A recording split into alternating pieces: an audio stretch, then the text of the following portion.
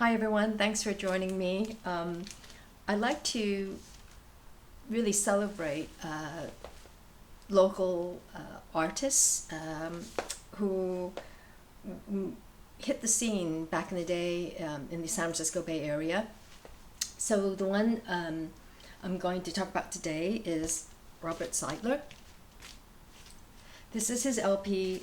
It was issued in 1984 called Dotted Line. And the song that got a lot of play is called Christian Boy.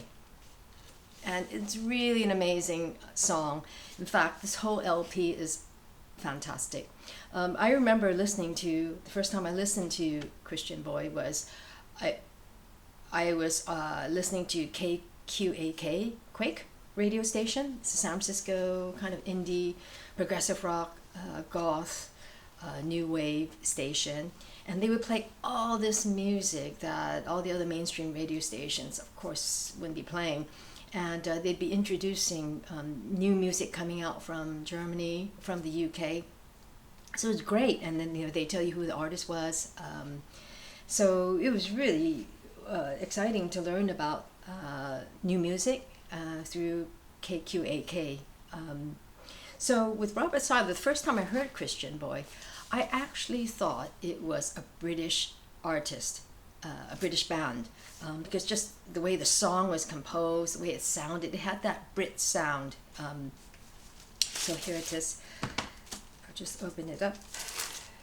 So here you can see White and Black, produced by Hill Avenue Records. So I actually, after I heard his music on KQAK, I rushed down to a record shop in Berkeley. It was called, it might still be around, I think it is still around, but it was called Rasputin's. It was located across the street from Blondie's Pizza, where you get this giant slice of pizza and a drink for, I don't know, it was maybe $1.50. It was a cheap meal for students. So I'd go to Rasputin's because they'd have not just new records, but used records, and they had a huge stock of imports from records from Britain, Germany, all the new exciting sounds, indie sounds coming out from that part of the world. So in 1984, this got a lot of play, and I actually saw him perform live at a club. It was just so amazing. And so KQAK, Quake, they came out with a compilation album called, I think it's called Quake, the Rock of 1984. So Christian Boy, Robert Seidler's song, is the first track on side A of this compilation album. And the compilation album was produced to celebrate the fantastic local San Francisco Bay Area talent at that time. So I think you can get the LP online. There's some copies out there. So there are 10 tracks in that compilation album, and his song Christian Boy is on one of them. So 3 years later, Robert Seidler came out with this LP, Cig Sisters. The song that I absolutely adored is called I Can't Believe.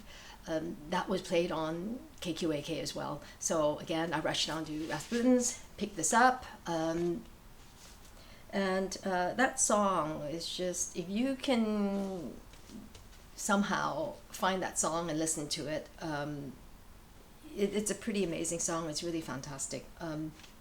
So with this LP, this was produced in 1987. So it's got 6 tracks on here.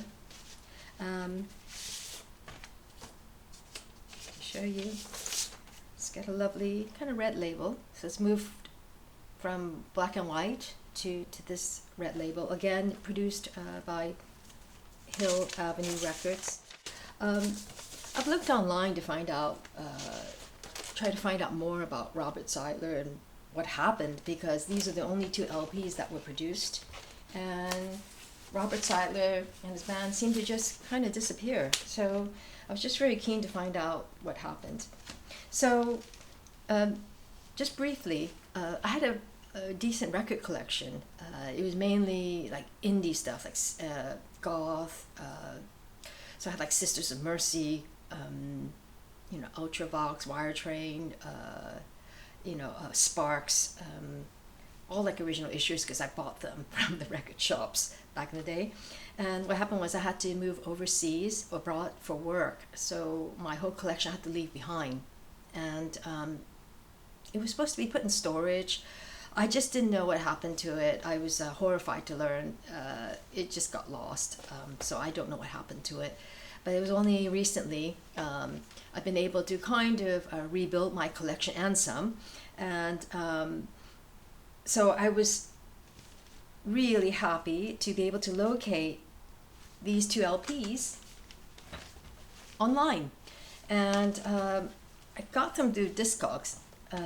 And luckily for me, at the time, the person who was selling it, he was in the U.S. So I have friends and family in the U.S. and they were able to, I was able to buy it online, and then they were able to ship it to me. So I didn't have to pay an exorbitant amount for postage costs. And as many of you know, if you buy something from overseas, you might get hit with the tax and customs duties. So that it could add substantially a lot more money to your LP cost. So this one had a hole punch. You can see it's a clean hole punch, and that was done because manufacturers had probably an overstock and they would sell it to retailers. And this was at a really discount price, and then they'd hole punch it so that that would reflect that this was a discounted items, and then buyers could know that they shouldn't pay full price for this. And technically we all know that it's been damaged. It's technically a damage, but overall I was really happy to get these 2 because it's just a minor ring wear there, but they were both in really pretty good nick. And this one still had the shrink wrap on there, and the original price was $6.99, so $7 US. So it wasn't cheap back in the day, but it was just that's also nice to have on there. It's like a bit of a commentary about what LPs cost when these records were issued. So it's interesting I wanted to leave that price tag on there on the shrink wrap. So it's a bit of a part of the LP's history. So if any of you know any details or information about whatever happened to this group, I'd be keen to know. And I'm just very happy to have these 2 LPs in my collection.